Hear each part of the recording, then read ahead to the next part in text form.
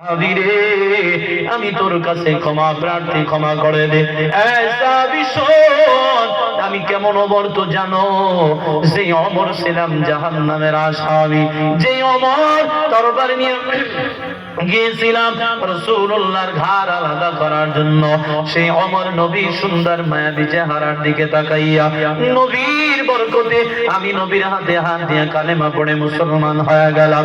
সেদিনের পর থেকে নবীর কোনো কষ্ট আমি ওমরের কলিজায় মানায় না, এই জন্য নিজেকে কন্ট্রোল করতে পারি নাই।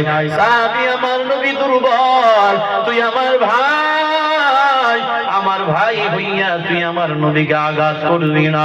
যত আঘাত দরকার হয় ওমর রে কর, ওমর একটা বারের জন্য নিষেধ করবে না।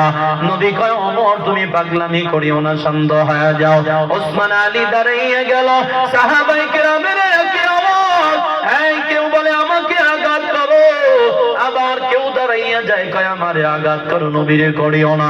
ওদিকে ফজল চাবুক নিয়ে নবীর হুজরা থেকে বের হয়ে গেল। ফাতেমা দিকে ফেললো বাবার চাবুক, ফজল নিয়ে কোথাও যেন যায়।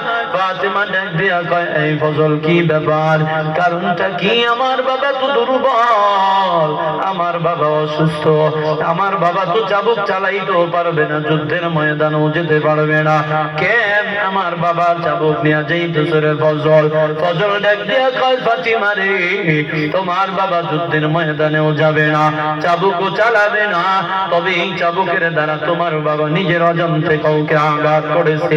আজ এই ব্যক্তি দাঁড়াইয়া গেছে বদলা নেওয়ার জন্য, এই চাবুকের দ্বারা তোমার বাবার গায়ে চাবুকের আঘাত করবে। এই কথাটা শুনি ফাতিমা চোখের পানি ছেড়ে কান্নায় ভেঙে পড়ল। ডাক দিয়া কয় রে হাসান, রে হুসাইন, গিয়া দেখ মসজিদে নববীর সামনে কে যেন তোমার নানার গায়ে আঘাত করে রে বাবা।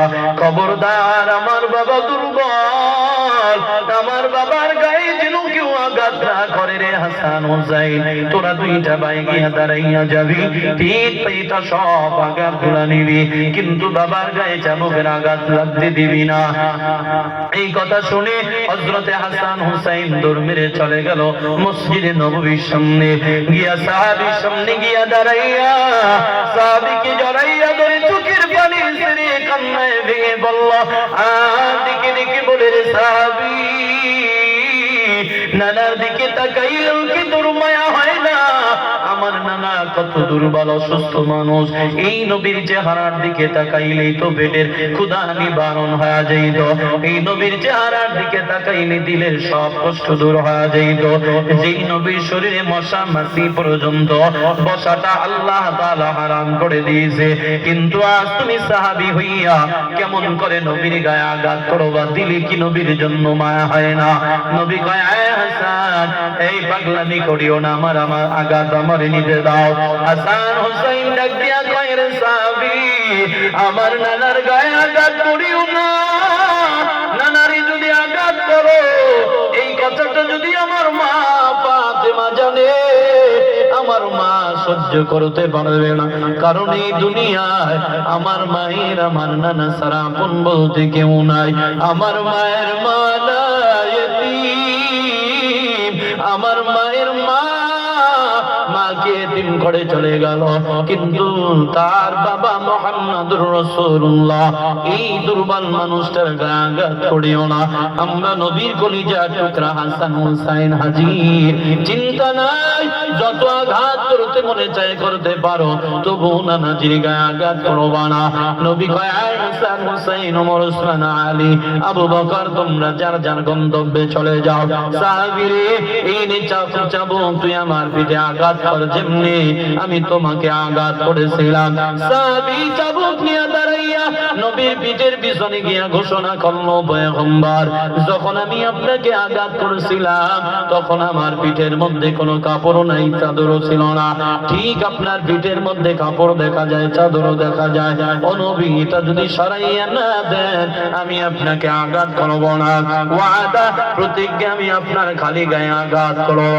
আল্লাহর নবী কথাটা শুনে চাবুক পিঠের চাদরটা সরাইয়া দিলেন।